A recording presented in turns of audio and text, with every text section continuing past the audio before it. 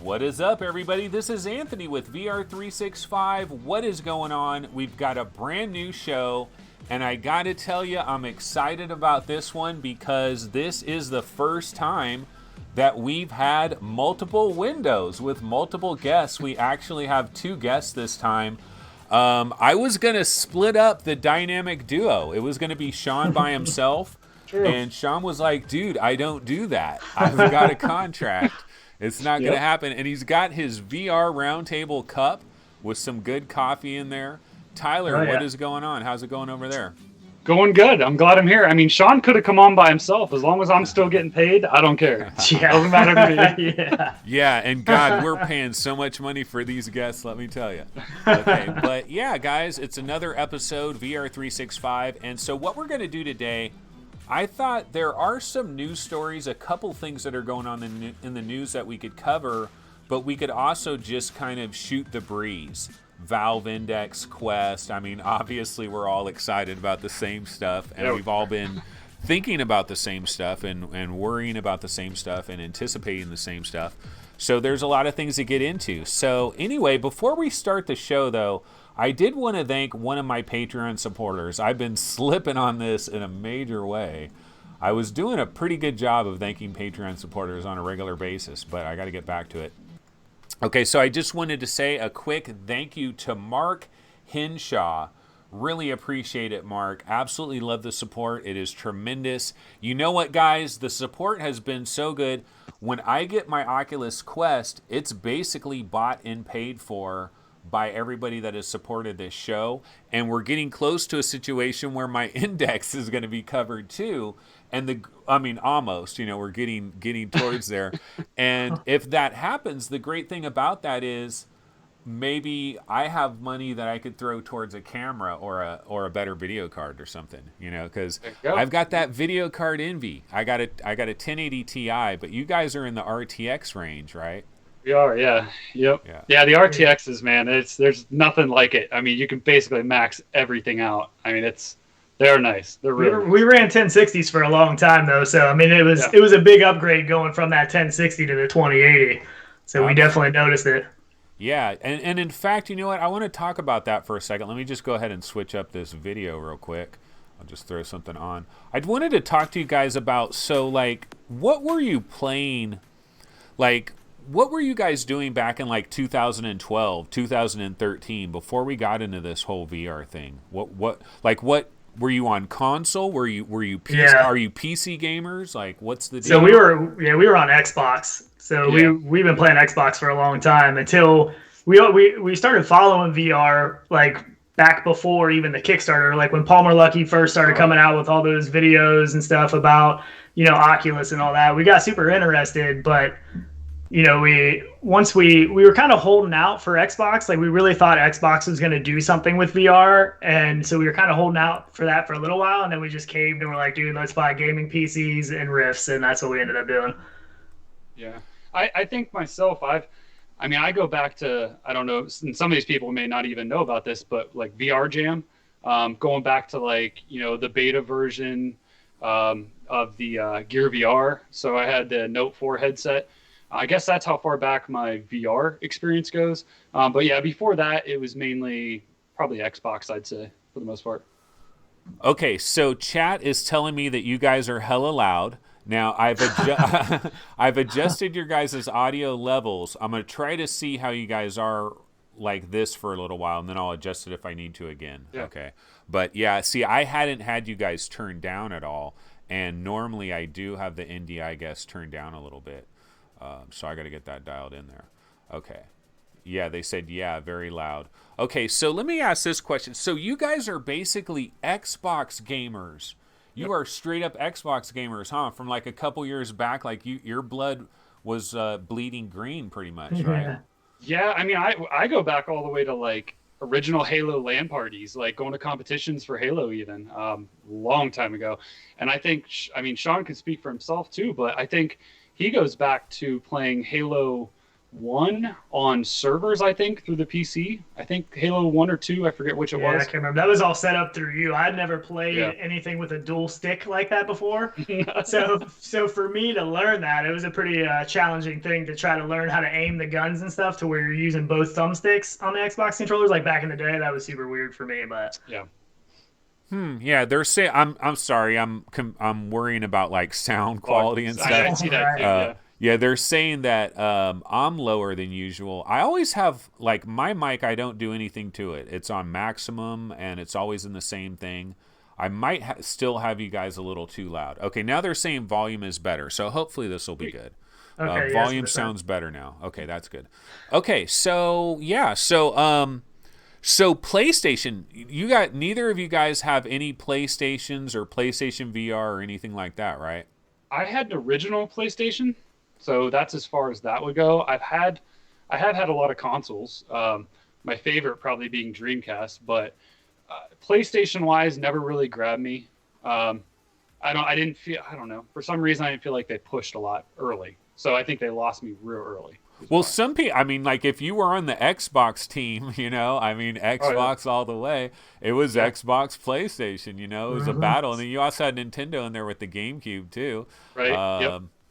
Yeah, so, but like, do you feel, so you guys haven't played London Heist or like Wipeout VR or like, do you feel like you might be missing a little something though that's going on over there? No, I don't know.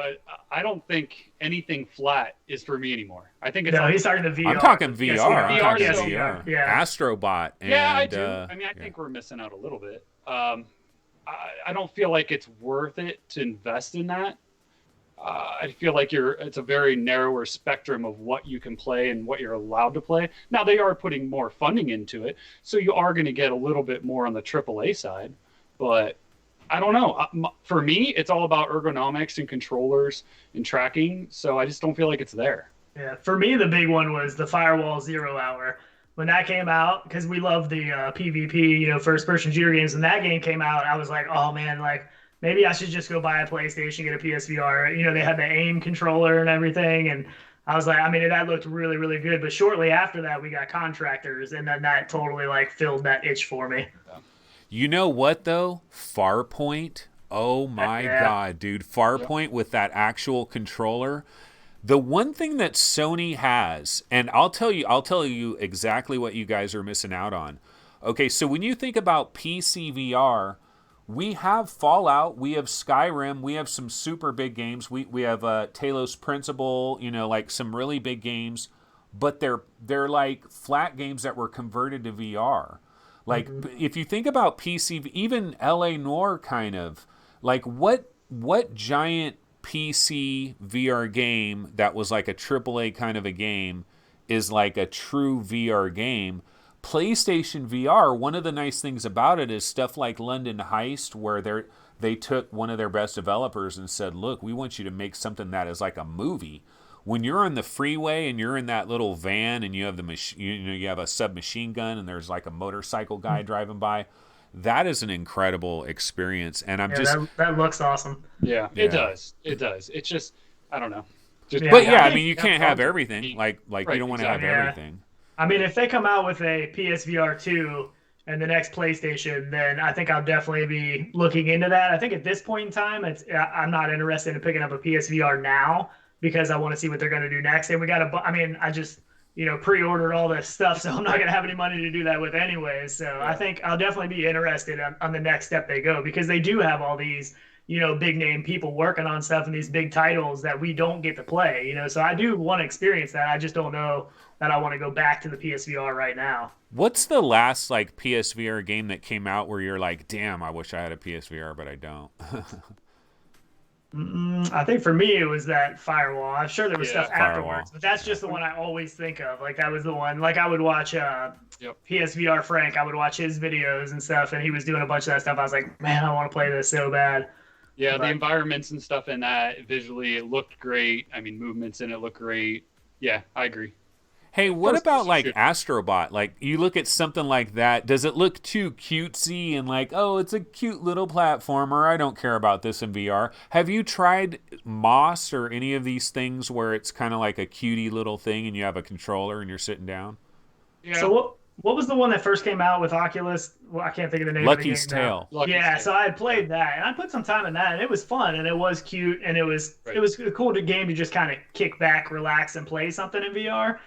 But it never really did like anything super special for me. And I know that Astrobots is supposed to be on like another level compared to that, but I never have played it. I've never been super intrigued by it either. Like, No, but I I'm don't sure think it's a lot better platformers- seeing it. I don't think platformers really grab me. Like if I'm in VR, I want to be in VR. I don't want to be. If I want to play a platformer, I'm going to sit on the couch, be lazy, play it on a screen. You know, I don't Right. want to go through all the VR stuff because really a platformer isn't doing a lot in VR. You know, I don't feel they encompass the whole VR thing other than just the overwatch of it. Okay, well, the one thing I will agree with you as far as what you said is like going through the whole thing, you know, and it's like it's like playing retro games, and this is something. Yep. The Valve Index might change this for me because see, I feel like when I'm playing VR, there's a price that I'm paying, you know, in terms of like just this thing is on my head, it's hot. You know, I come out of it and I feel kind of like, you know, it's like coming out of a dark cave into bright sunlight or something.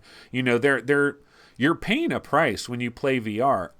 And if you're paying a super high-end game like Stormland or something, you're in this like incredible experience, it's worth that price. But sometimes if you're playing like some kind of little platforming thing, you might think, man, is it worth it for me to go through all this struggle and you know, just for a platformer? I mean, it sounds kind of crazy. There's people that would say, oh, you're crazy because what about Hellblade?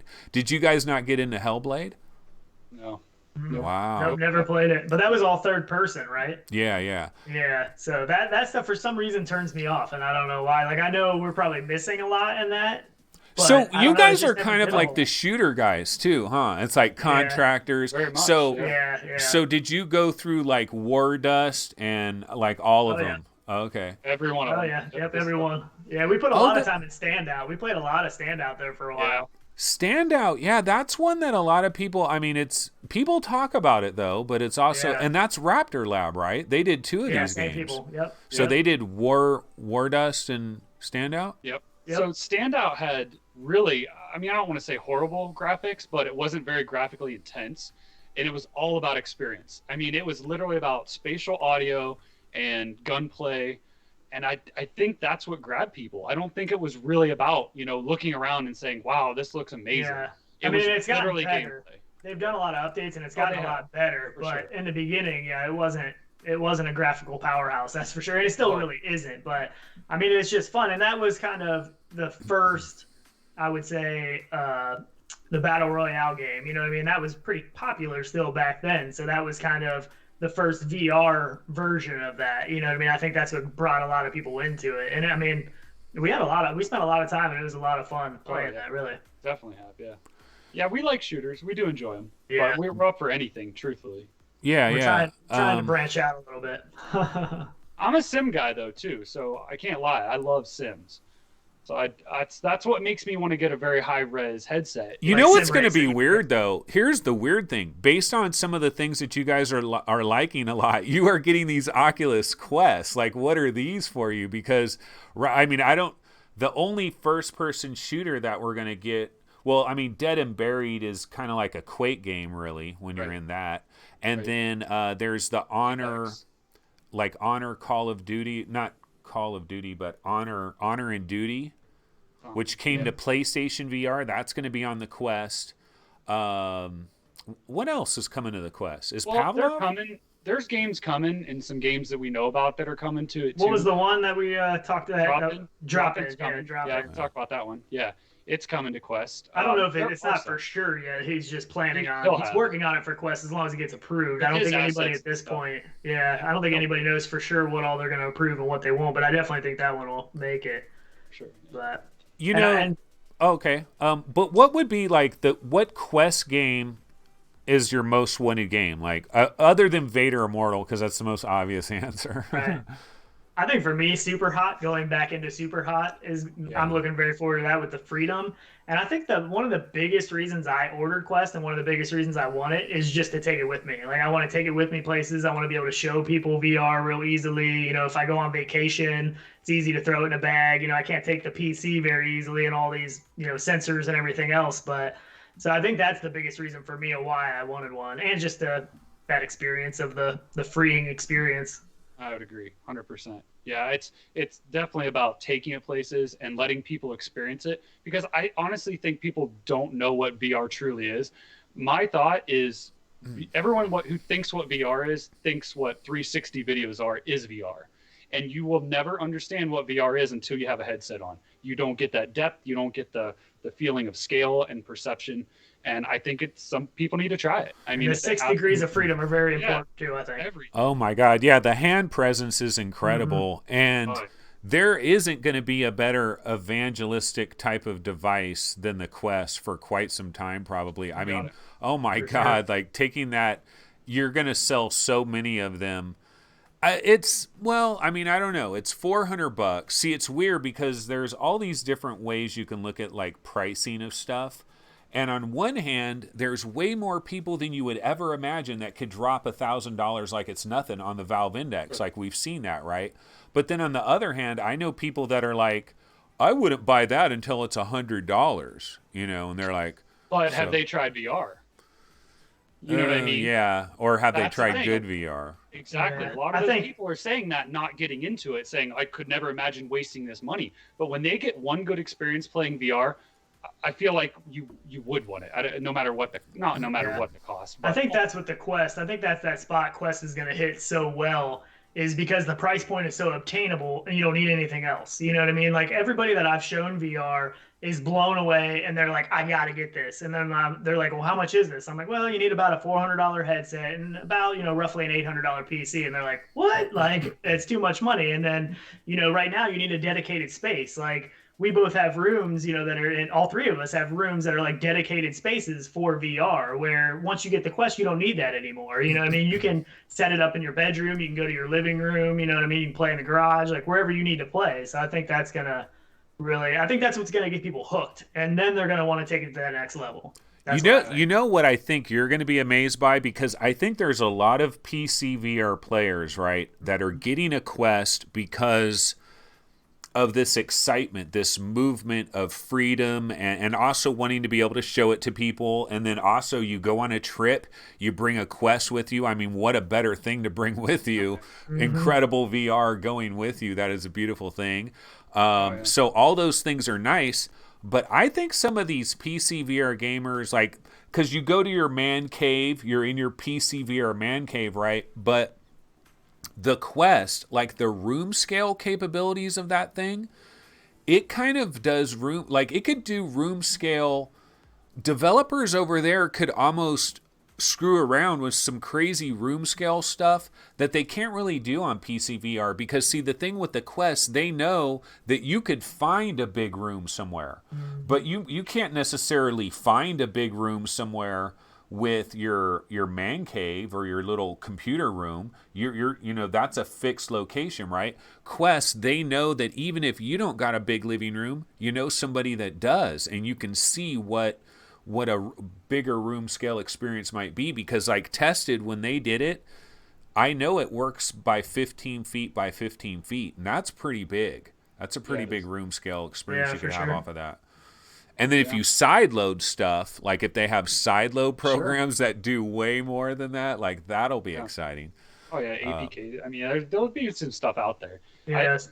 I think too, though, that where the Rift S is hitting for a price point and the lower hertz, it's going to take a less capable PC to run that. I think that's going to open the door to a lot of people as well.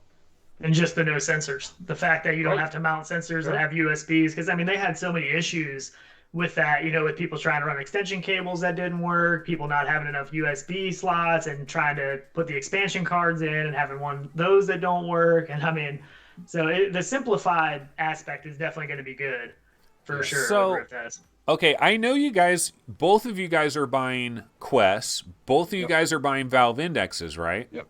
What about the Rift S? Are both of you getting that too? Probably. Or is We've it like a talked about it. We daytime go back and decision? forth. Is it a So daytime yeah, call? it's gonna be that that release day pickup is what it's gonna be. I mean, Right. ultimately, Yeah. and So it'll give it to me in hand quicker too. So. Yeah, and I Okay, didn't wait order a the minute. Quest. Hold on a second. What about adding another $200 to that and this HP reverb? I mean, you got Sebastian ranting and raving about, oh my God, every little thing he looks at is so incredibly beautiful. What about, and wait, one other thing about that point. Okay, there's a podcast called This Is Only a Test. It's tested, right? And Jeremy Williams and Norman Chan, they had an episode.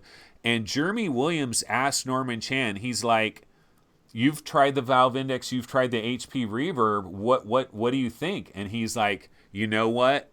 I've only had it for 2 days. I need a little bit more time. Just the fact that he had to pause and consider that kind of tells you that the power of just brute force resolution. What about that? I agree with it. I mean, I'm all for high res. I mean, that's why I want a Pimax ultimately, even almost over an Index.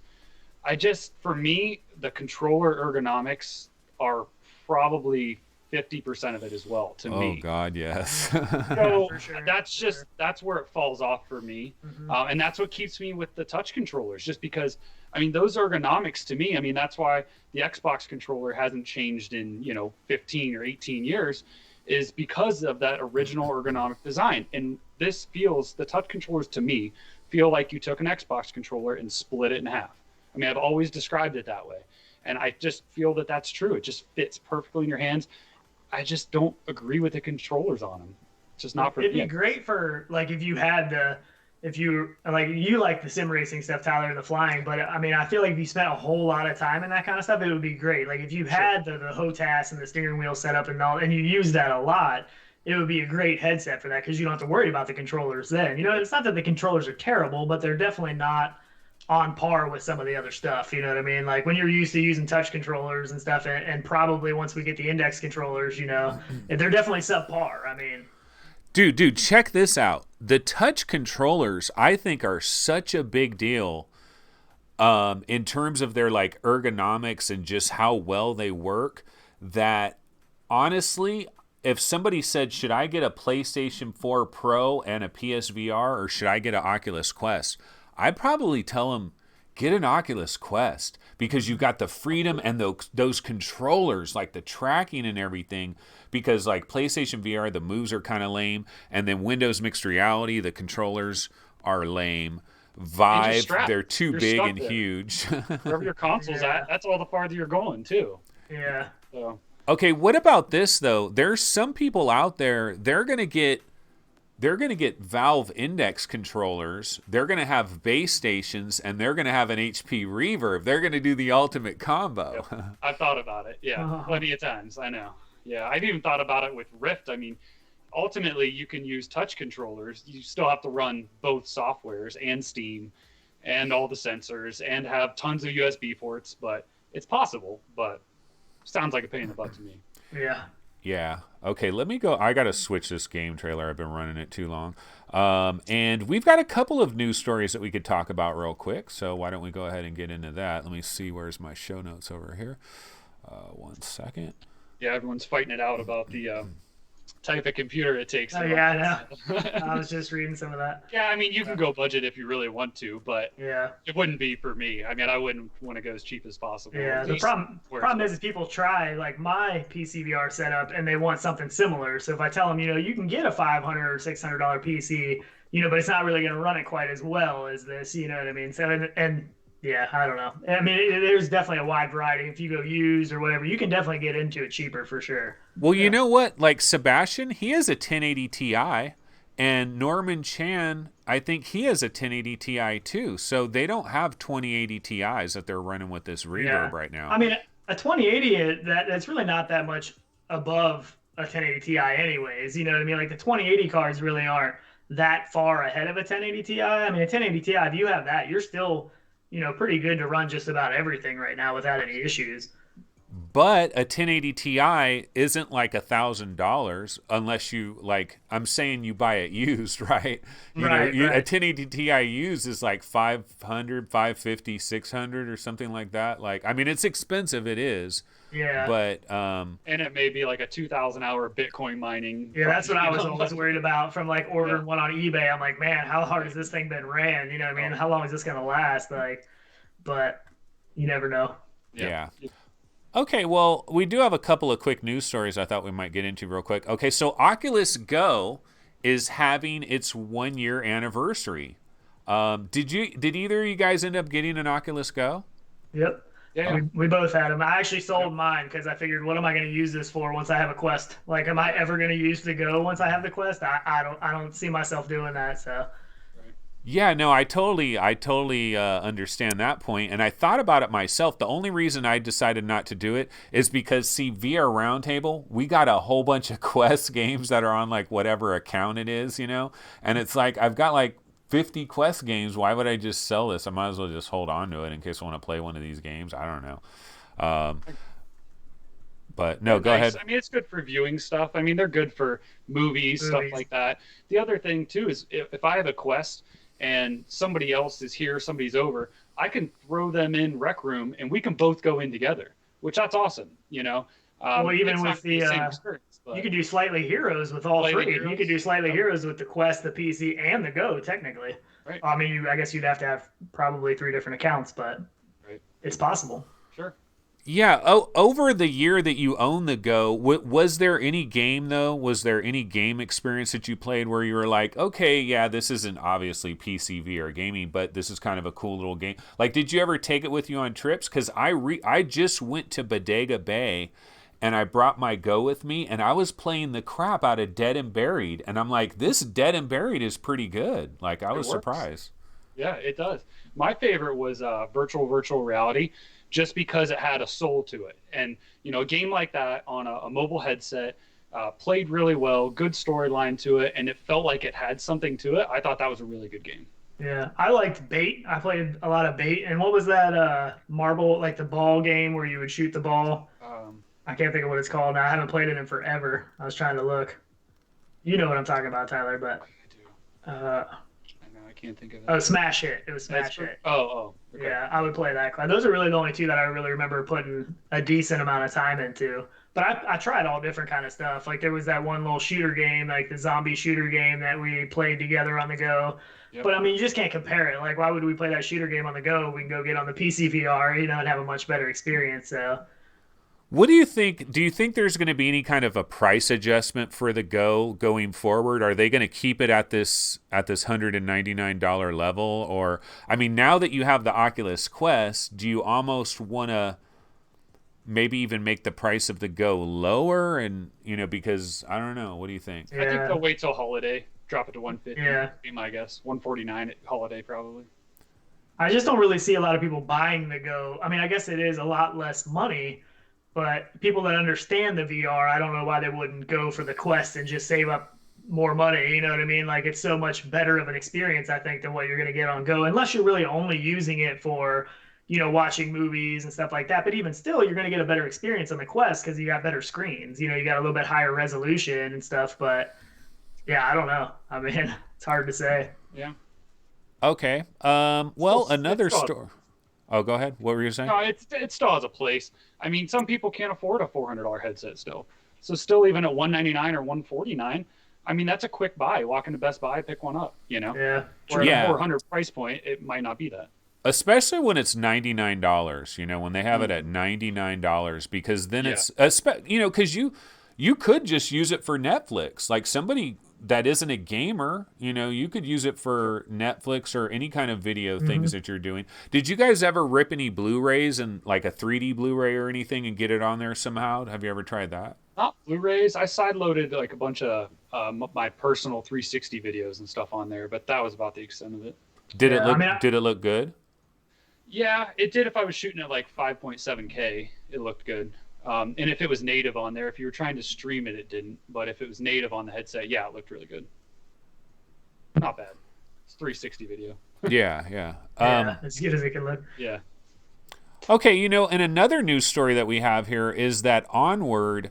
So there's a situation that is kind of going on out there with Oculus, with the Rift S, and with like VR eSports and the shooter games, because the thing is, Oculus is moving now, of course, to the Rift S. And with this inside out tracking, the one minor issue it does have is like when you get your hands really close up to the headset.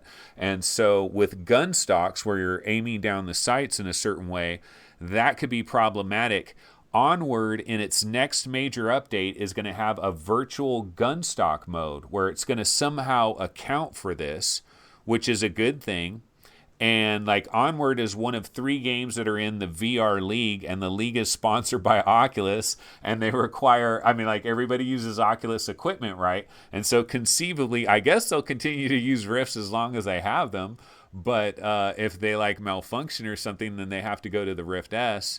They got to account for this. This is almost like, it's almost this like rare little thing where it like rubs, it's like, oh no, we forgot about this little aspect of it. Right. Yeah, they're going to screw themselves over, kind of. I don't know. Easy fix would just be, if there was occlusion with it and stuff, is just use the other sensors. Yeah, that's what they need to do. They need to go ahead and enable that. It makes no sense for them not to do that. And the only other thing I really see that you could really do, because even with the software, if you can't see that back hand, then it's going to have to be somehow guesstimating where it is, and that's going to hurt your accuracy. The only other thing I could think of to do would be to move that, so your back hand to actually move that forward on the gun stock some to be able to see it better. But I don't know how that's going to, people play, people that, especially in these competitions, they get used to their setup, and it's, they don't want to move anything like that because that's going to totally mess up their muscle memory. You know what I mean? So that wouldn't really be a good solution either. So do you think when we get like a new version of Inside Out, like a company, like not a headset that might be going to be unveiled like in the next 6 months or something, but like a year from now, are we going to see cameras in some other special spot to try to account for these problems, and also like the behind the back kind of thing almost? Like, how many cameras do we need? Yeah, the only thing I can think of to do would be to put them in the controllers, and I don't know how well that would work, relaying it to the PC and stuff like that. But that would be, that seemed like that would solve part of the issue, but I just don't know, the logistics of that. But I think the problem with that is your controller. Like if you're playing Beat Saber or something, the controllers are moving way too fast. So I can't pick that up. Yeah. And there's no cross reference for it and stuff. Yeah, that'd be tough. Mm-hmm. Okay. For sure. Well, just going back to like the shooter question. So, your number one shooter game, what is it? Is it like what? How would you rank the top 3 shooters, for example? That's tough. Yeah, this is like picking children for you guys, huh? If it's multiplayer or single player, Okay, let's say you could take 4. You're gonna go to prison for a year. You can take 4 VR type shooters with you. What 4 are you taking? I'm taking Contractors for sure. That's still one of my favorites. I love Contractors. And the fact that they, talking gun stocks, the fact that they have their gun stock calibration in that, like that to me is like a game changer. And I don't know why everybody isn't doing that yet. Like that helps me so much in game. But that would be my number one pick. And other than that, it's really tough because there's so many good ones. But and even Zero Caliber, I actually reached out to them today to ask about when they're going to be adding the PvP, because that's the only thing that's really been keeping us from playing that game a lot is there's no PvP yet. It's all just co-op. So yeah, I feel the same way. My number one definitely is Contractors. The realism of it, the sounds, it all kind of plays into it. The gun stock calibration, the visuals. Yeah, just all of it. It really does.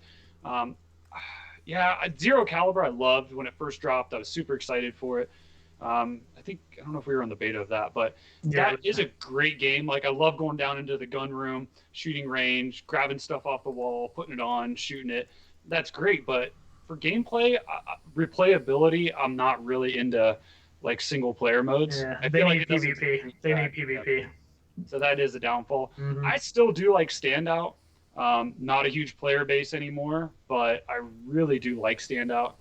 We love Pavlov, so we actually played a lot of Pavlov. I don't know how many hundreds of hours we probably have in Pavlov, but really for the price, it's a great pickup, and I feel like that's why the the population, if you look on VRLFG, it's like 500 people playing now on the weekend. So it's a great multiplayer for the money. I feel like the controls just aren't there. We're way more technical, I think, with our gameplay and strategy. So it's just a little different. And you can't forget Population 1. It is coming. That's really, that's awesome. Do you think so? Like the battle royale, like you like that style as well? I like it in co-op. Like when they added the co-op version for Standout, so then you have teams in that. I like that a lot because I like the strategy. So like for me, it's not as fun to play by myself, but if I'm playing with somebody and we're able to use a strategy to try to be the last two people, in the whole game, that's a lot of fun, I think. As awesome as Contractors is, do you think it gets anywhere near the amount of like publicity and widespread acclaim as it probably should get? Because people talk about it, but they don't talk about it like I think, like you guys are like both saying, look, this is the best VR shooter game. And I don't know that this is like a widespread known thing. Yeah, I think they were late to the game. I think that, Pavlov and Onward have been out so much longer and they already had that player base build up. And so I think a lot of people are scared to, I don't know about scared, but a lot of people don't switch over because I don't know what it costs now, maybe like $30 or something, and they're still doing updates. Like it's still not perfect yet. There's still some issues that they still need to fix and stuff like that. But yeah, but look how long it took Onward. They had tons of optimization issues. I love Onward's a great game. Don't get me wrong, I love it. But when I play VR, I want to choose my time wisely, and I feel like in Onward, I have a lot of downtime. Now, maybe because I'm not as good or whatever, and the more you die, the less you get to play. I just don't feel like it leads to more playtime. I feel like you're just kind of in limbo and waiting more than right, for sure. Okay, well, let me get into my next quick little story here. And the next story we got is Beat Saber for PlayStation VR is the #1 downloaded game for 6 months in a row. So basically, since this game has arrived on PlayStation VR, it has just been kicking ass and taking names. And you gotta, like these Beat Games guys, these two primary guys that made Beat Saber, they are chilling. They are absolutely chilling. So that's the number. Yeah. That's the #1 downloaded game for this month, and I have the rest of the breakdown for April. #2, Job Simulator, which is like, wow, this game's been out forever. It's the #2 game, and what's the answer for that? Kids. It's kids. It's little kids. Yeah. Kids love Job Simulator. It's good for first experiences too. I throw people in it all the time. There's so much activity. I wish more people would include that in their games. Like the amount of stuff you can pick up and play with and look at. Like VR needs to have a whole lot more of that, I think. Absolutely. Super Hot VR, #3. No real surprise there. All-time classic. Creed Rise to Glory, #4. Makes sense. Gun Club VR at #5. I was kind of surprised by that one. Never played it. Angry Birds VR, Isle of Pigs at #6. Killing Floor Incursion at #7 for PSVR. I'm a bit surprised by that. Drunken Bar Fight was 8. Borderlands 2 VR 9. And Rick and Morty was 10. And I've always heard Rick and Morty on PSVR absolutely terrible. Like it wasn't Alchemy Labs that did it. They had some outside company do the port or something, and it's supposedly just god awful. But it sells well regardless. Right. Okay, another quick little story here is there was a report by Variety. So according to IDC, high-end VR gamers, which is PC VR gamers that have Rifts, Vives, Windows Mixed Reality, etc., and then also PlayStation VR gamers as well, you put them all into a giant pool. They use their VR headsets for about 6.2 hours per month. 6.2 hours seems incredibly low. What do you think about this? Yeah, I don't know. That seems crazy low. I don't know if I buy that. I guess on average, maybe. I don't know what they're gauging, what from exactly, but maybe if it's on average between people, maybe some people have them and they just sit.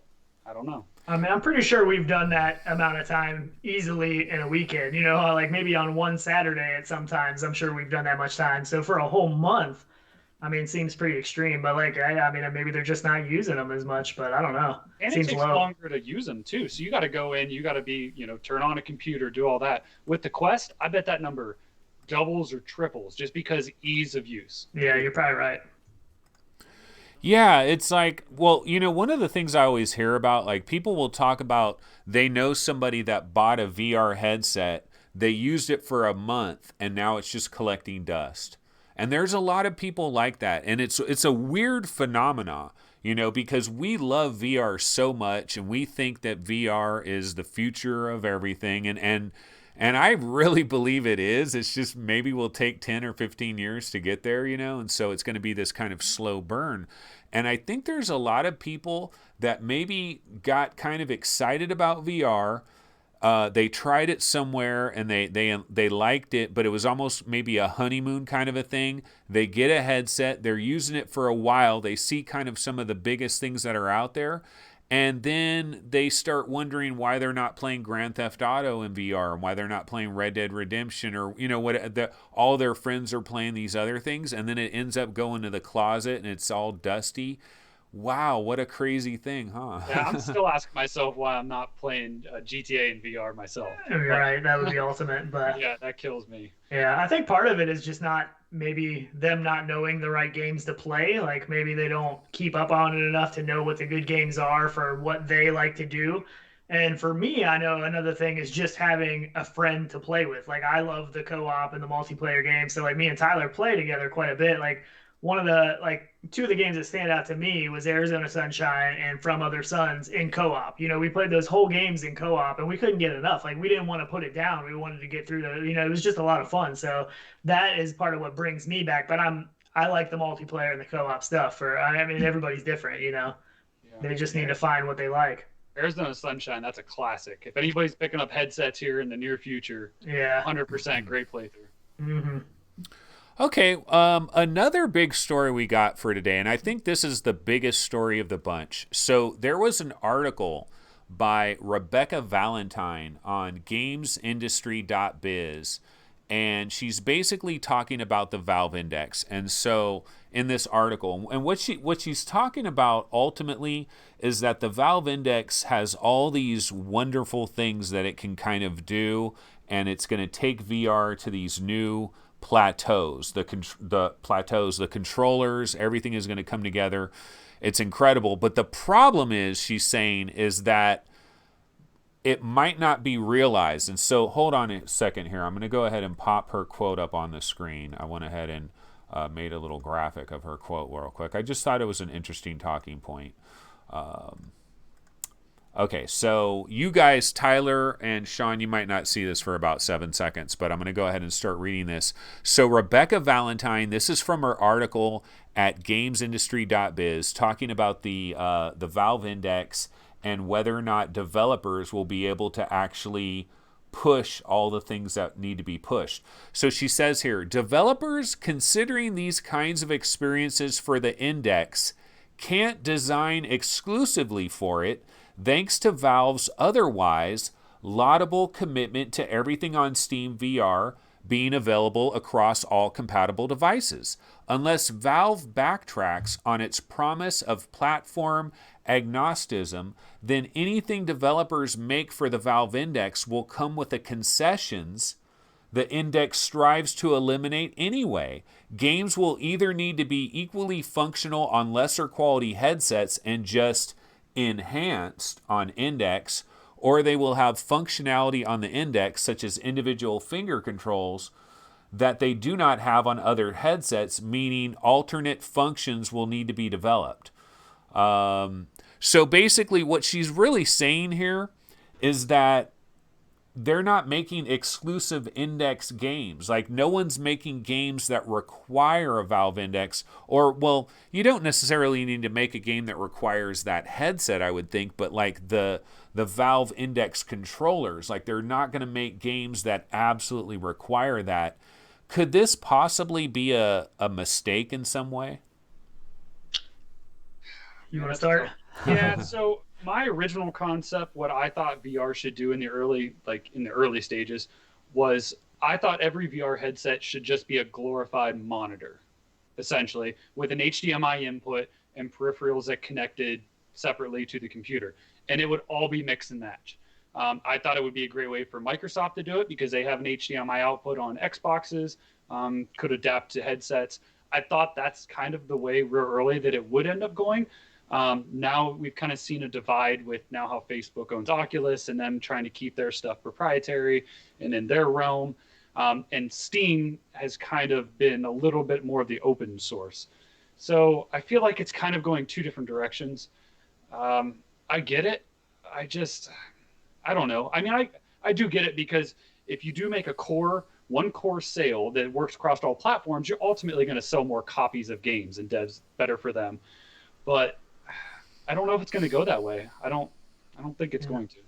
So my thing is with this is that really the only thing that's going to differ majorly is the controllers. Like, I mean, the Index is going to have higher refresh rates and all that stuff, but it can still do, lower, and that's not really going to affect game per game, you know what I mean? But the controllers are one of the only things. But if you look at Boneworks, they are still able to give you that full finger tracking with the Index controllers in Boneworks, but they can still use the touch. Like, they still developed with touch. And even that, I saw like the one GIF that they had out where you were still able to move your hands like up and down the bat with using touch. You're just only able to do it with your middle finger.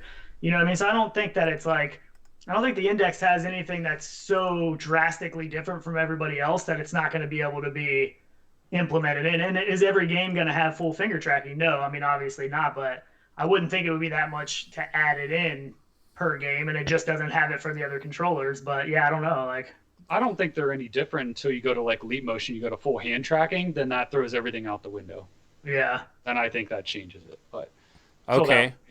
Well, one thing I was going to mention to what you were speaking to, Tyler, about like these should just be monitors and it should just have a standard input, and it's just mix and match and everybody's store is open to everybody. You go to whoever's store or whatever like that.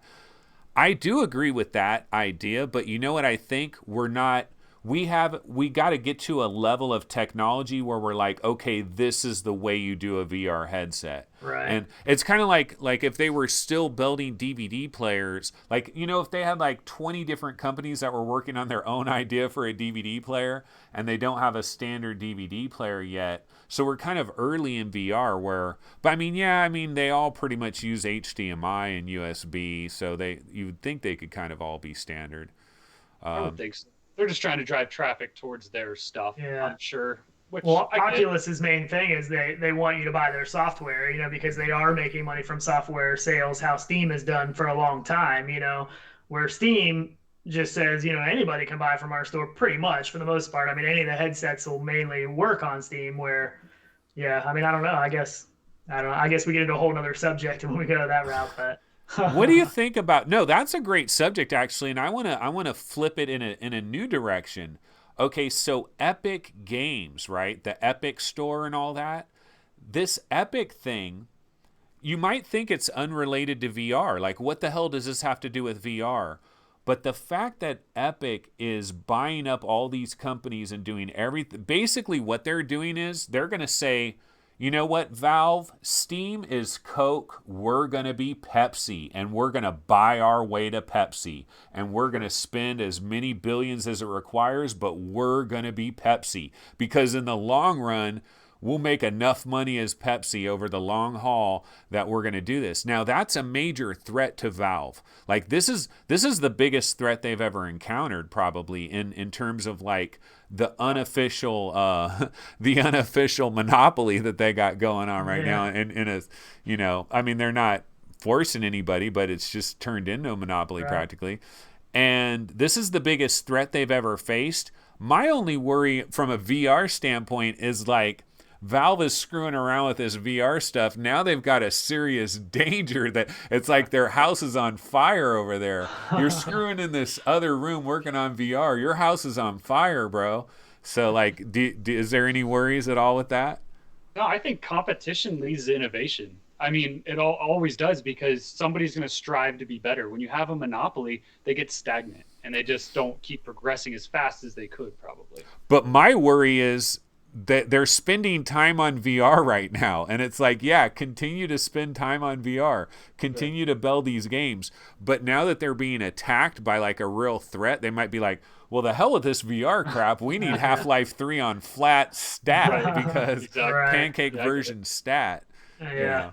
Yeah, it happens. I mean, they have to pick their battles ultimately and where their money's going. So I think they hopefully see that. I think we're in the beginning stages of VR starting to take off. I think the Quest is really going to help us do that. But I think a lot of these companies are starting to see that, you know, the VR horizon is coming in a sense, you know what I mean? And I think they want to be prepared for that. So hopefully they keep going in that direction with VR so that we can keep getting it moved forward, you know. That's what my hope is, that people are starting to realize that some. What do you think about the Epic Game Store as far as like VR goes? Because I know Subnautica was free and you can get it on the Epic Game Store and you can play it in VR. So VR is possible, I guess. I mean, I don't know if it's more like you're just running the executable outside of the client or whatever. I'm not sure how that exactly works. Do you think we're going to eventually start getting a couple of VR exclusives that you can only buy there? I don't know. I haven't thought about that, honestly. I haven't done anything with the Epic Store.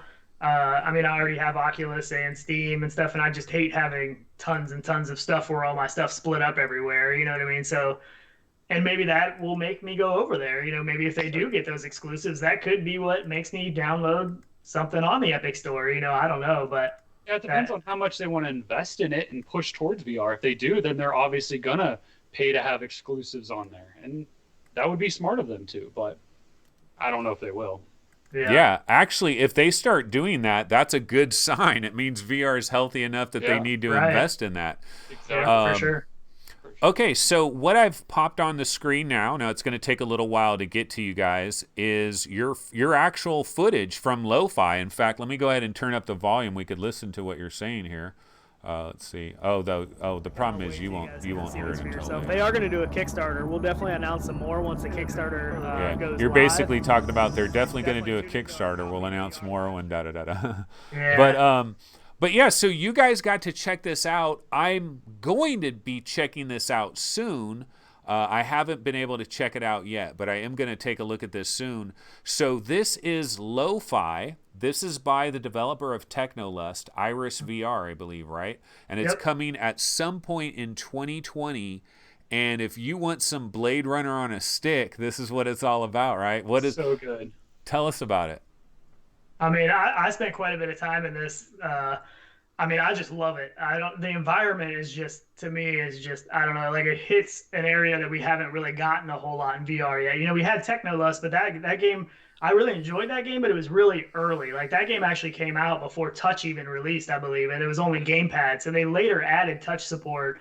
And I mean, I loved that game, but this game to me, like visually and stuff, is just, I mean, it's so good already. And I mean, this is just really an early build. Like this isn't even a demo or a beta or anything. Like it was really just to go in and see what the world looked like. But I mean, I really feel like once this game's out, like this is going to be a game that you can get lost in, just exploring. Like the one part in here, you saw like that Nintendo Power Glove sitting on the shelf in the room. Like that stuff's just cool to me. Like there was, you know, old cassette players and stuff. Like it's just so like retro, and cyberpunk is just, I mean, I loved it so far.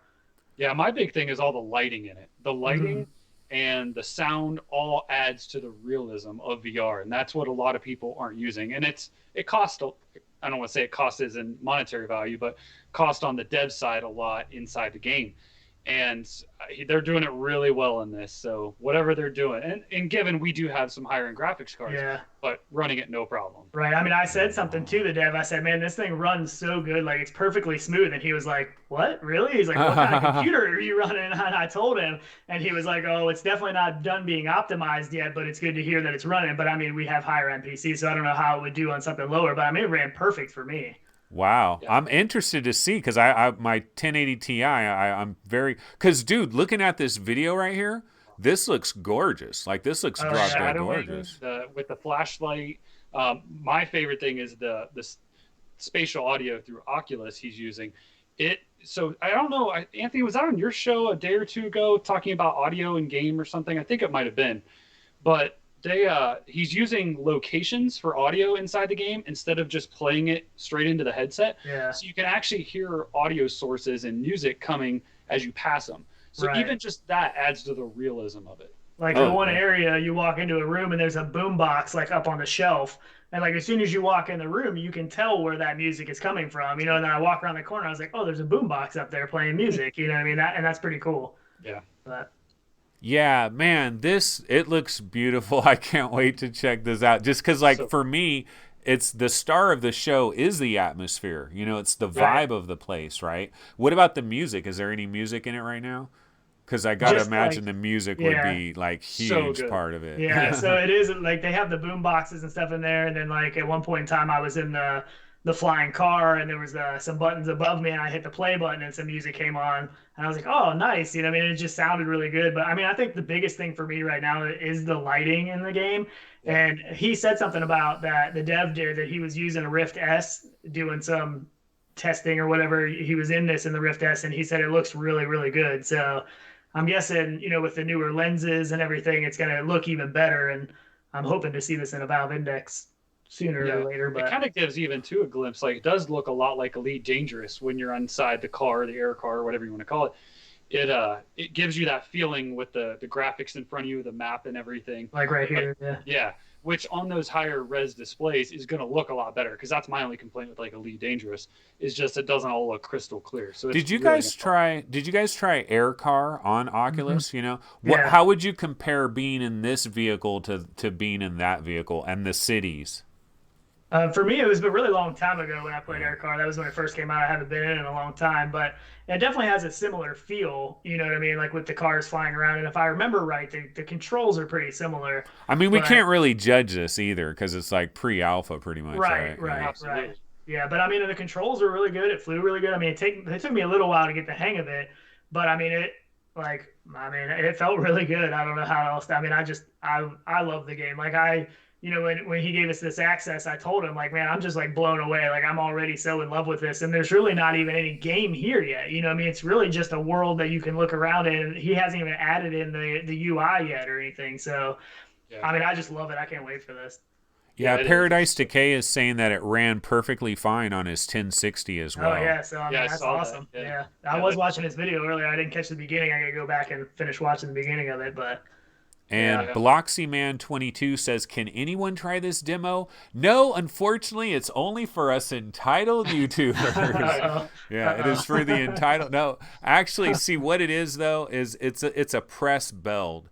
Oculus has this, like, they've developed some kind of a system now where they can put, like, in progress builds into the Oculus store, and then you could get access to them. But yeah, it's supposed to be for press, they're basically trying to, the idea behind this is they let somebody like me look at it, they let you guys look at it, Paradise Decay look at it. We can get the word out there that, hey, there's a Blade Runner-esque game that is going to be coming in 2020 that looks pretty freaking awesome. You might want to be aware of this. Yeah, and ultimately we try and do it too just for feedback for the devs, because it's hard. You're sitting at a computer and you think it looks great, plays great, and then somebody else who's first seeing it may think a totally different thing too. So it's good to find that out, beforehand. God, I love the rain and everything, like the oppressive feeling. Look at the light coming. Yeah. So good. Like the part where I was in the hotel room and I just went up to the window and it was raining outside. Like you could see the raindrops running down the glass, and then there was like a floodlight on the top of one of the buildings. And like in the video, the light that shines into your face, like from the drones and those big lights, they don't look like anything. But when you're in the game, like sometimes those lights are like, whoa, like that's really bright. You know what I mean? Like you're like, what is that thing? Yeah, it's a totally different feeling than what you see in the video. Well, the funny thing is we're always telling people, no, it looks way better in the headset than it does on the trailer. You can't get the same sense of it, right? Well, I'm looking at this trailer and I'm saying, this looks mighty good. So if you're telling me it looks even better in the headset, oh my God, I know what I'm doing tonight. Yeah, it looks awesome. How long were you able to explore this whole little area? Like you could be on foot and in ship? Now. Oh, okay. Yeah, so basically what it is like if you see the map in the front, like the little 3D map. DeLoreans practically? Yeah, there is a DeLorean actually. Yeah, there is a DeLorean in there. But he only has like certain places right now that you can go and dock. So basically, there's a couple of icons on the map that you can go to. Like there was the little hotel thing. There was like a Chinatown. There's a police station. And basically, you can go to those areas, and then once you land there and dock, you get out of your car, and then you can walk around and explore that area. But I mean, you could spend all day in here if you wanted to. Like it's an open world right now. It's just only so big right now. You know what I mean? Do you think of, I mean, I don't know if you've talked to the dev at all from in terms of like what their grand vision is. Like, do you think they might end up having like characters that you walk up to and you get missions and stuff? I mean, I don't know what their strategy is going to be as far as the gameplay. Like the world, I mean, if you get the world right, that's the most important thing probably, and then you build around that. Yeah, so like, I mean, there's no interaction yet, but like this part right here, if you watch the girl that's in front of me, like when I go to walk past her, her head follows me, and I wasn't expecting that. Like right there, I'm like, whoa, okay. like what's going on? Like so, I mean, there's a little bit of stuff in there now, but there isn't really much interaction, and I don't know. I'm sure, I don't know on the character end of it how much it'll have. He hasn't said anything to us about that, but I know that he did say that it's gonna. A lot of people were worried about it being an Oculus exclusive. And he said it's going to be on Steam as well, so it'll work with any of the VR headsets. And he's talking about possibly doing a flat version as well. I wonder if it's going to start out on Oculus, though. He didn't say that. He said that from the way he said it, it made it sound like it would be right off the bat on Steam as well. Because I believe that game Foogle, with the bird where you're flying around and it's all voxels and stuff, it's similar where it's on Oculus. You can try like the build is on the Oculus store for press to be able to sample. And that's going to start off, it's coming to Steam as well, but it's going to start off on Oculus. And I just thought, because what was Technolust like initially just on Oculus? I don't know if can you get it on Steam? I think so. I don't know if you can get it now. I know originally it was, I believe, just on Oculus. I don't know about now. I was trying to look. But did either of you guys play that Technolust? I missed it. I missed that one. I did. I actually spent a lot of time in that. I really wanted Tyler to play too, but it was only single player. He hasn't said anything about doing any co-op in this, and I don't think it will. But I would love if they added co-op, just because of the exploration aspect, like to be able to go through it with somebody else and be like, man, you see this over here? Like, I mean, I love that kind of stuff. But so Tyler, so like if a game is single player, you just don't even want to touch it. What about like transference and all these great, like there's some powerful stuff out there, man, that's single player. You gotta experience some of this stuff. Only if it would be something like this that really grabs me, because I'm like a super Blade Runner fan. Like any like post-apocalyptic games, stuff like that, I could play by myself. Like Fallout 4, love it. Play through that by myself. But the rest of it just doesn't grab me. It's got to be something. What about the stories, though? Some of these things, like some of these stories, like for example, Transference. It's an interesting story, man, and you're in this. I mean, okay, can you guys deal with horror, though? Does horror bother you? Do you like avoid games that are horror on purpose? Because Transference is borderlines horror. No, they don't bother me one bit. I actually enjoy those, but I'm more of like a puzzle, like any Myst type or Firmament. Oh, okay. Well, we got a million of those. Did you ever try like Talos Principle VR or? Yep. Okay. Yep, tried those. Yeah, and I do like those. It's just, eventually I just kind of get a little bored with them. I don't know. What about like the tabletop stuff, like Brass Tactics and stuff like that? No, not really a tabletop kind of guy. No. Yeah, I haven't played any of the tabletop stuff. One of my favorite experiences, I think, whether it be single or co-op multiplayer, was actually The Forest, which was a port. But in VR is unbelievably amazing. Just with the spatial audio and hearing stuff and seeing lights running through the woods, across from you, it plays really, really well. Yeah. How did these interiors look inside the headset? Pretty good? I mean, yeah, they look good. Yeah, I mean, they definitely are onto something with all of this for sure. So, I mean, like I said, it's not finished, so there was maybe some things here and there, but I didn't really have any issues with anything, and it all looked really good. Yeah. The only one worry I might have about this game is like it might be a long time away, Like they might be working on this thing for a while. Yeah, I know he has been working on this for a little while. I remember on his YouTube page, he's put stuff up here and there, for a while now. So, I mean, he's saying a 2020 release. The only like light at the end of the tunnel that we have right now is that I know once he goes with the Kickstarter, you're going to have access. Yeah. If you're a Kickstarter backer, you're going to have access to the things he's doing. So, I mean, in reality, we'll like anybody that's going to kickstart this is going to have access to a lot of this stuff before 2020. You So know I think what I mean? that's awesome. That's great. Yeah. I mean, some guys were commenting, I think, even on our video that were like, that didn't make sense to do a Kickstarter and get their money up front. But I mean, that's great that he's going to push out even a build to people. I mean, that's awesome.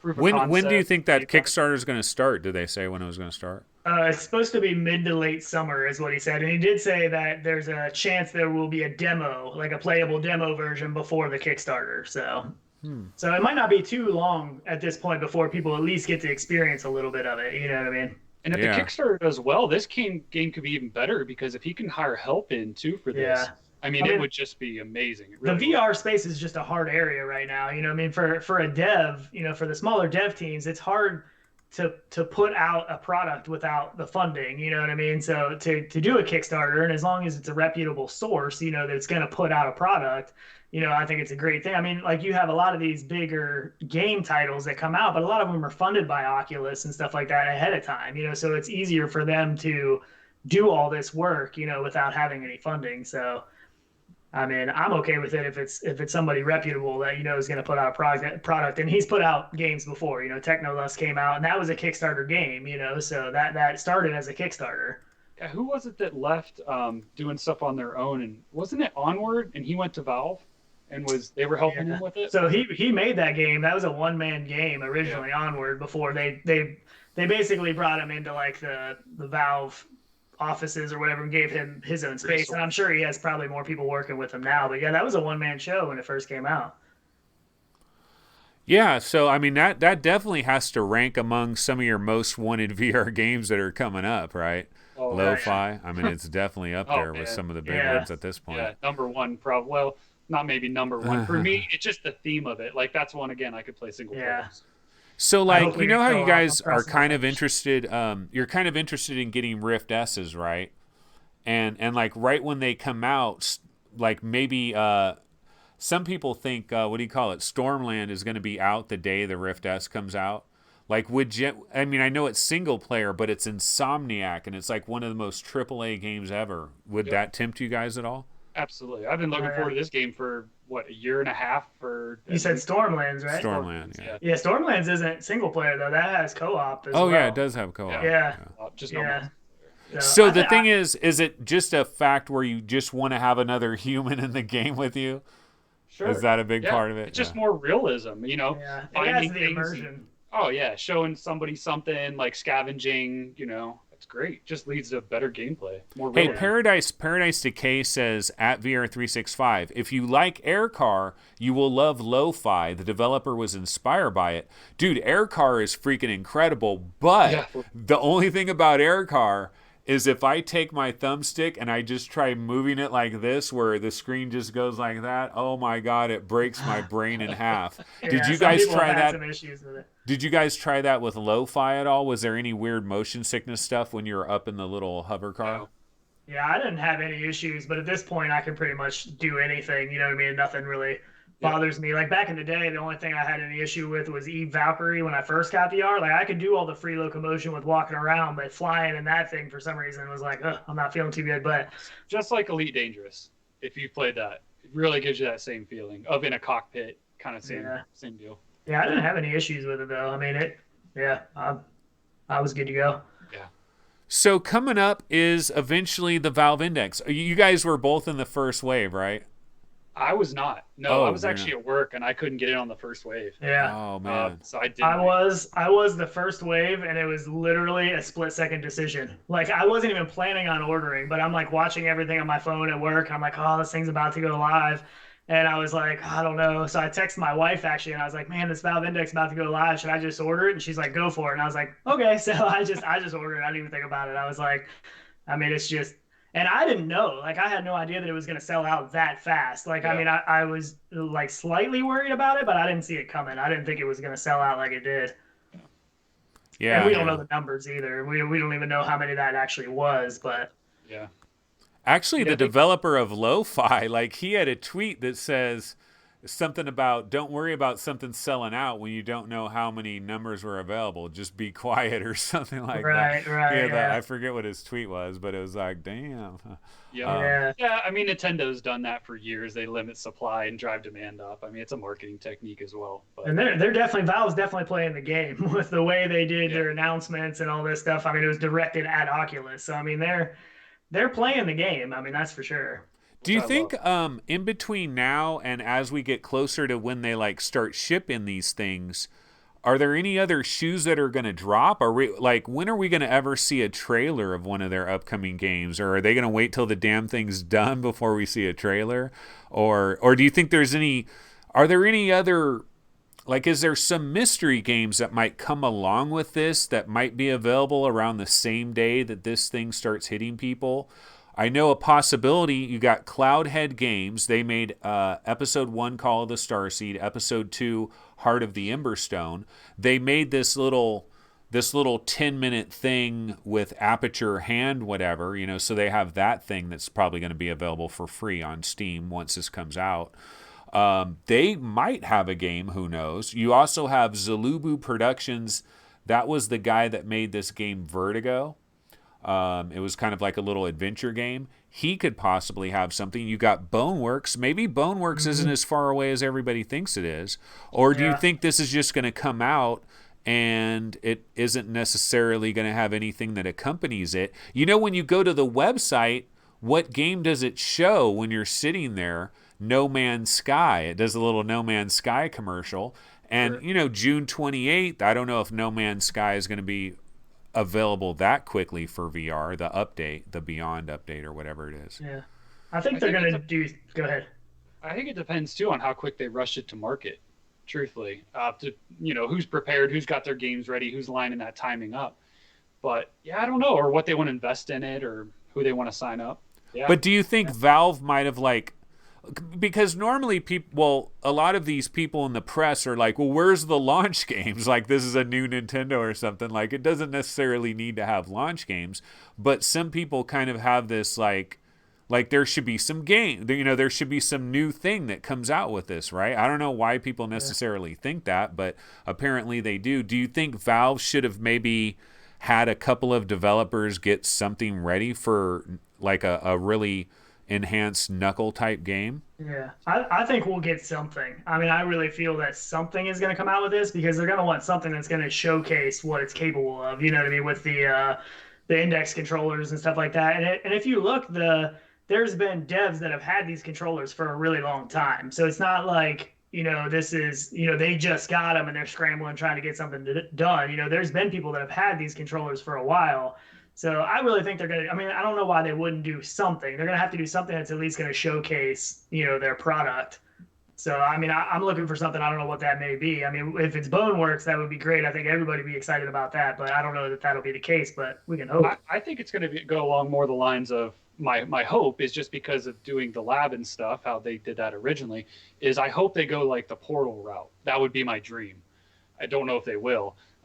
Maybe Half-Life, something like that. Yeah. Did you see that? Did you see the fake Left 4 Dead video? That little trailer, or I don't know. We don't know what that was. It might amazing. It might be Back for Blood, which is actually by Turtle Rock Studios, who, by the way, are making 2 other VR games. They're making Face Your Fears 2 for the Oculus Quest, and also one other thing for Face Your Fears 2 for. It could have been an intentional leak. Just like blowing F8 out, same deal. Maybe. Supposedly people were saying it was confirmed fake somehow. They confirmed that it was not, or maybe somebody from Valve actually said, no, this is not our game. I think something happened. Somebody said that is. But didn't they say the same thing when those the headset photos first got leaked? Like, didn't they basically say, "Oh, that's not our stuff" or something like that? I can't remember, but I don't think they made any comment. I don't think they made any comment. I know they have a history of these leaks that they say, and I don't know how much of a leak they really are, or if it's intentional. So who knows? But of the features of the Valve Index, like what are you most excited for? 144 hertz experimental mode, or like to see the bigger FOV, or to see if or maybe just Yeah, well, I mean, it's part of the 144 hertz, right? Is that extra presence that you get, the awareness of being in a place and it just feels better and it's not as buzzy or something? I don't know. What could it be? It's all of it. I think it's everything. I think it's the hertz. I think it's the field of view. I think the material differences, the controller, the adaptability, which, and I know sometimes maybe you don't like this term, but like the future proof of it, with the adaptability of even like, hand tracking, like maybe with a leap motion, insert. I think it's all good things, and doesn't future proof it obviously, but I feel it's a big enough step forward that it's a really good purchase. Yeah, I'm excited for the headphones even. Just the headphones alone are really intriguing to me. I really want to see what those sound like. Yeah, those do. I mean, I criticized all kinds of things about this because I was trying to find things to criticize just to make an interesting discussion. Right. But no, dude, I'm hyped for those headphones. I do worry about like other noises, dogs and cars and things like that. But the idea of having the sound, because when you wear headphones, it doesn't matter what type of special simulation thing they're doing, the sound is being shoved into your ear in an unnatural manner. You know what I mean? Like it's just going straight into your ear. That's not the way sound interacts with our heads and everything like that in real life. And so I think it was a great idea, but I hope my surrounding noises aren't too bad. Okay, one question I do have for you. Do you believe that these Knuckles controllers, because we've gotten used to the best controllers in the business, the standard Oculus Touch controllers that are available now, maybe even better than these new ones that are coming that are a little bit smaller and the ring is in a different position. Honestly, we might have the best controllers right now in certain ways with the Rift right now. Is there any concern that you have? Because I've heard a number of complaints. Sebastian has said they're not as ergonomic as he would like them to be. That guy Thomas from Voodoo DE says that, I forget what he said, maybe something about the thumbstick is in a weird position and doesn't seem right. I've heard a number of different complaints about it. It's not that much different. It really isn't. Like if you quickly just grab them, close your eyes, it's not that big of a difference. I feel like the ergonomics are the same. And actually, I really like, there's actually texture to the bottom of it. So you have a little bit more like a grip to it instead of a like plasticky slide feel. It doesn't bother me. I love the touch controllers now. It is maybe a little less shapely, but they're still unbelievable. Are you comparing the current touch controllers to you're comparing, I think, is that what you meant, Anthony, or did you mean with the Knuckles? I meant the current ones, because that's what we got right now, right? Sure. The current Rift controllers. I thought you meant like the touch controllers compared to the ergonomics of the Knuckles controllers. That's what I thought you meant. Yeah, the Knuckles compared to with Knuckles, I mean, it's going to be a little different. I don't know. It's just going to take some getting used to. Right. It's all about muscle memory. So I think right at the beginning, it's probably going to be like, whoa, this feels weird. You're going to reach for that button that's always there and it's not there. So I think once you get used to using them for a while, but I mean, Sweet Ivor was talking about the trigger. Like the trigger, like he went on a long diatribe about the trigger, where the trigger is placed. And he's like, this is not right.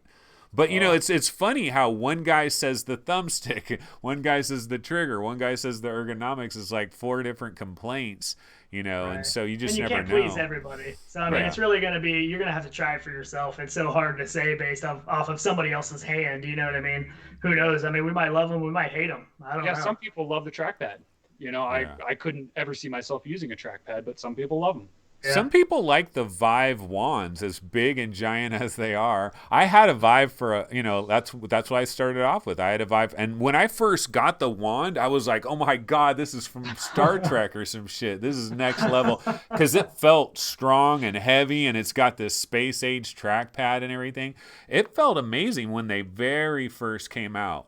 But as soon as I got Touch, I was like, get the hell out of Dodge with this shit. 'Cause the Touch just melts into your hand like nothing. Touch is good. I mean, it's hard to beat. It's going to be a hard controller to beat. Yeah, okay, I've got a couple of things to say, some people in chat. Hold on one second. Okay, so Nye says Journey of the Gods is the other Turtle Rock game. Yeah, dude, these guys are making Journey of the Gods on the Quest and the Rift. They're making Face Your Fears 2 on the Quest and maybe also the Rift, I'm not sure. And then they're making this game called Back for Blood, and maybe there will be VR support for that. And that might have been the trailer. Like, we might have saw some kind of leaked trailer for that Back for Blood. That might have been the Left 4 Dead thing. I hope, though, it goes to VR. I mean, I hope that. Well, they're doing VR, so maybe it will. Exactly. Yeah. Recycled in chat says clarity. Clarity. That's what he wants to see from the Valve Index, is just a giant jump in overall clarity. And I absolutely agree with that, because it's called the Index. Those lenses, man, that's the secret sauce, maybe, the lenses. Just like chromatic aberrations and God rays. I mean, we've heard God rays are bad, supposedly. But again, we kind of have to... the crazy thing about it, too, is as soon as these things come out, on May 21st, everybody gets Rift S, Quest. On June 28th or whatever, people get this. There's going to be an immediate rush to judgment. Let me review this over 3 days, because I got to pump out the YouTube video. And I'm going to do the same damn thing. So, But I'll say this. I do believe that it takes a couple months with a product almost to really know a product, right? You can get something in and have it for a couple weeks. You might not really have a full feel for what it's all about. Yep. Or love the headphones and then use them for a couple weeks and hate them because, you can hear everything. You just don't know. Yeah. And everyone has definitely going to take some time. Yeah. Yep. The long distance fallout of these three products is going to be more interesting, really, than their initial arrival, but we're going to have to wait a few months here. Is this a weird time, though? Just all these headsets, and then not only that, I don't know if you saw my episode a couple of days ago, there's this impending avalanche of VR games that have all been kind of delayed and pushed back, and all these games have bunched up, and they all seem to be coming this summer. Which we're damn near in summer. I mean, we're getting very close. And so there's a lot of games in this month, and then going into June, July, and August. We can't buy all these games. No, but it's good because just, these people getting brand new headsets. I mean, I think back to when we first got ours, and I'm sure Shawn can confirm that. But we waited a month or two for a good game to come out. Where now it's going to be back to back every week. There's going to be probably something good coming out. So that's great, for everybody coming into the market. The only bad thing for the new people is that there's such a back catalog already of really good stuff that they might not get to experience because of all of this new stuff that comes out right away. So, I mean, there's going to be no shortage of games for, the enthusiasts and the newcomers. I mean, it's, a lot of the complaint before was there's no good games to play. There's no good games to play. And I really don't think anybody is going to be able to say that. I mean, I don't think you can say that now, really, let alone, in a couple months from now. Do you think the Quest idea is kind of cool from the standpoint that they're really focusing on not having anything crappy on that machine right away? And that's probably a good idea because this is going out to Joe and Sally Walmart, and you don't want to expose them to some crappy game right away. They need a good approval process, that's for sure. Yeah, I think it's good. And it kind of hit me when you were talking earlier, Anthony, about the people that get the headsets and they never use them, maybe, and they sit on the shelf. So I think somebody that's coming into this, they're not like us. They don't watch all the shows. They don't look at Steam every day to see what new games are coming. You know what I mean? So for them, they have no basis. They see a cool screenshot and they're like, oh, I'm going to play this. And then it's absolute crap, so that's not going to be a good experience that keeps them coming back. So I think it will be good in that aspect to put some quality stuff. So that way people are just getting into VR. They get some quality titles to go into and not have to sift through anything. All righty. Well, we've been going for quite some time, so we should probably round this up a little bit at this point. So real quick, about your channel. So how did... where did you get the idea for that? Did one of you come up with it first and then you guys just both decided to do it together? Was it a co-decision, or how did you end up doing the whole rendered reality thing? It's kind of been a 3-year process in the works and we didn't even know it. I feel like, I don't know. Yeah, for sure. I mean, we've been playing together for a long time, and we have a lot of really old stuff that we would just throw up just for fun, you know what I mean? Just to make videos that kind of we watched or whatever, you know what I mean? And the whole coffee and VR thing actually started because, oftentimes on Saturday mornings we would get up and play VR. Well, usually before we even got on, we would just be talking about all the stuff that's going on. Oh man, did you see this game that's coming? And, we would just talk. And then one day, I think we literally sat there and talked for 2 hours. And we're like, man, we should have recorded this whole thing because this is really good conversation. And then we were like, we should just do a show on a Saturday morning or something. And we just thought it would be really fun. So we're like, and we love coffee, and it just seemed perfect because every time, we'd be getting ready to play, we'd both be like, oh, I got to make my coffee first, and so that's just kind of where it all came about, I guess. Yeah, what do you do to make your coffee? What do you use? I use a Keurig, just a crappy old Keurig. I use that. I need something big. I'd love to go to something really nice, like, almost a commercial unit, but I haven't made it that far yet just because of the work involved. So you go through like a ton of cups of that stuff. Like you burn through that stuff, huh? Well, Tyler, lately on the show, he's got a cup of coffee, and then he has a thermos of coffee too, so he fills on the go, which I haven't got that far yet, but I need to because I've been running low. So I'm going to have to go buy me a thermos to fill on the fly as we're talking. So. Yeah, I will take PayPal donations. I will also take Pete's French roast, K-Cups. Oh, Pete's French roast. So you don't like the Major Dickinson? No, Major Dickinson is good, but the French roast is my number one right there. I love that French roast. I'll have to branch out, I guess. Yeah, maybe next I'll have to put a coffee maker like in here or something on my desk, maybe. There you go. Just like pump it in through the veins intravenously. What about, so I know you guys are doing coffee in VR, and that's usually on Saturdays, but not necessarily set in stone on Saturdays, but typically Saturdays, right? What else are you thinking of? Are you going to be like, do you guys do Let's Plays a little bit here and there, or anything else that you're doing? Yeah, we do some. We try and get stuff that's to get people excited about VR. We're not trying to just put out the same thing that, other guys are playing and new stuff out. We're trying to get people hyped for stuff and at the same time connect developers with players and get them, hyped and get the awareness out there. So we're just trying to really build the community and, get VR out there to everybody. Yeah. Well, I'm glad you guys are doing a show because I'm telling you, there's not as many it's a good podcast too. It works as you could just listen to you guys, and that's good. Have you thought about like taking that audio feed and throwing it into iTunes or something? We talked about it. We just actually talked about this last week. We just don't know how prevalent that is anymore, and especially with I don't know, the VR people who are into VR or more tech people. Like how many people use those still? Is that still really people popular at work? People at see, here's the thing. Sure. People at work. I'll tell you exactly why you might want to have an iTunes version of that. And people always tell me this too, and I'm just lazy about doing it. But see, your show's once a week. Like if my show was once a week, I could probably do the podcast, upload a podcast once a week. It wouldn't be that big of a deal. But the reason why you might want to do it is I know when I'm at work, I can listen to podcasts or YouTube shows or something like that. And I use my phone, right? And I'll use a little YouTube app on my phone, and I'll listen to Sebastian doing a live stream about HP Reverb or whatever, right? And so I can do that, but I'm using the YouTube app, and it's really using a lot of my battery life. Where if I went to the iTunes podcast little area and I got the podcast of F Reality, just the audio only podcast, it uses way less battery juice. And I guarantee you there's people that go to the iTunes podcast area and they go to search and they put in VR, and there's not as many VR podcasts as there probably should be. Where you guys might, VR Roundtable, we show up and people listen. We have a lot of people that listen to VR Roundtable audio only. Not that we can make money off that or anything, but it spreads the word. People find out about you, and then then maybe they want to hop on your YouTube channel and check it out. But it is a little bit of work. It's a little bit of work to set it up.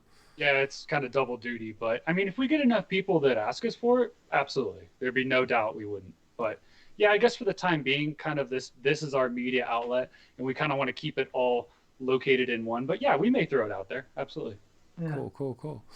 All righty. Well, that's, I guess, pretty much going to do it. Thanks so much for joining me, guys. We could have you on again. And also, individually, one of the things that I'm going to, now that you're hooked up to my Skype and everything, you could just Skype in. If I say calls are open, anybody call me, anybody that has interviewed me before, you're free to call in when I do that. This is a little thing I might do towards the very end of the show, is allow people to call in and eventually have 50 people that I know that I'm cool with, and they've already been connected through Skype, and then bam, they could just call in and boom, I can pop your video feed on there real quick and we can just talk for 10-15 minutes about something or whatever. Yeah, we'll have to do the same with you too. We'll have to pop you over to our channel one of these days too. Absolutely, sure. Yeah. Cross-pollination, man, it's the way to go. Absolutely, man. The bigger the community, the better. Yep, yeah. Actually, one last topic, just about community in general. One of the most exciting things, you guys are both about to get Oculus Quest, and one of the cool things about that is It's a fixed system. Everyone's having the exact same experience. You know what I mean? Like, your experience isn't going to be wildly different than the next guy. The game that you're playing is the same game he's playing. And also, it's going to be like, you guys have gone through console launches and everybody gets a console, and it's kind of like, you know, the whole community kind of bounces from this game to that game, and there's kind of that shared camaraderie. That's going to be kind of cool. Do you think you might dabble a little extra with your Quest just because of this community reason that is bubbling up? Yeah, for sure. Yeah, I know we've done it even with games. We did it with, I mean, Pavlov. That's why we like that so much. It had a huge community. We even got into making maps for that game, literally.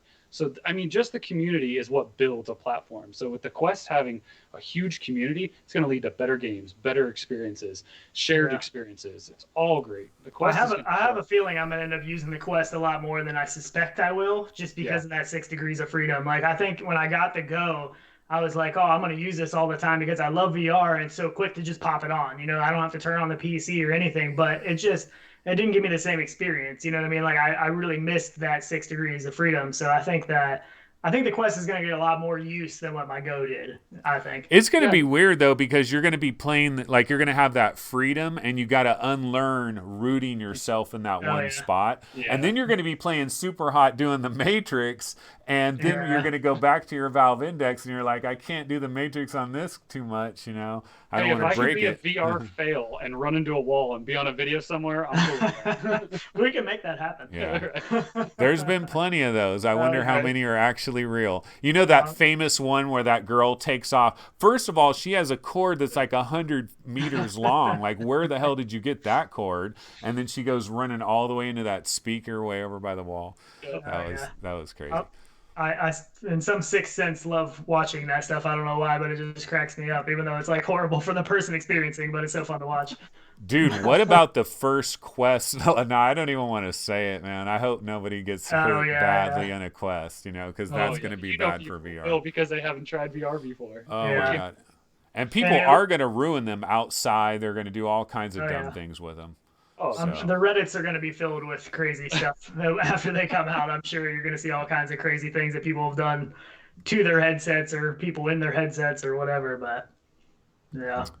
Alrighty, guys. Well, man, thank you so much for joining me. This was awesome, and I'll definitely have you guys back again. This is the first time I've gone to multiple Windows Extra guests, but it doesn't have to be the last time, so we could do this again. Also, I could have some of you like individually, you know, one at a time, a couple of times.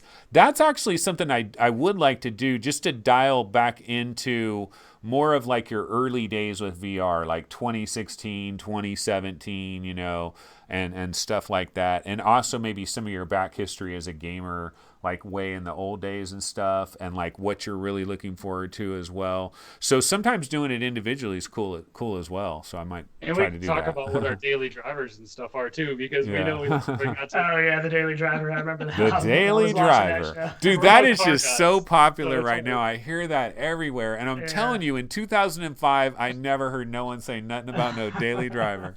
I'm telling you. I always had a daily driver back then, because me and Tyler were into cars. That's where our friendship really started. But now it's just used for everything. Like, I only ever use that term for the car that I drove every day. Now it's like, oh, this phone is my daily driver phone. This coffee cup, the coffee cup I use every day is my daily driver.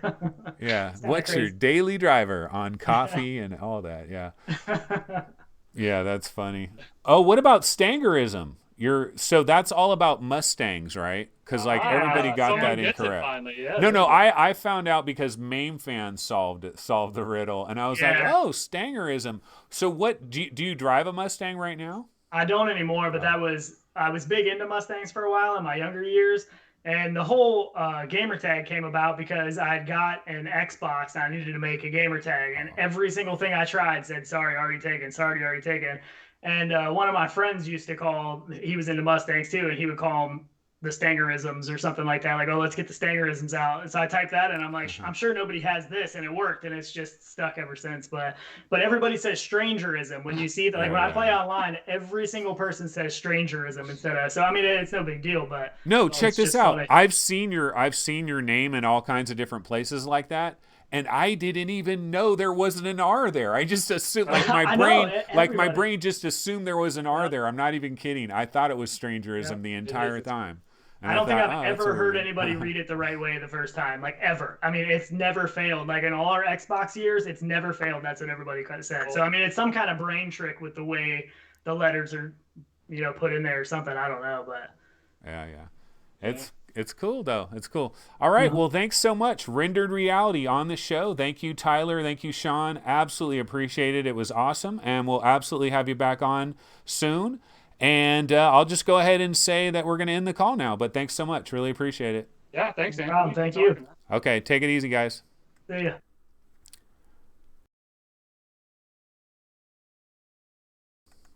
Alrighty, so that's going to go ahead and do it for our interview session with Tyler and Shawn. That was awesome.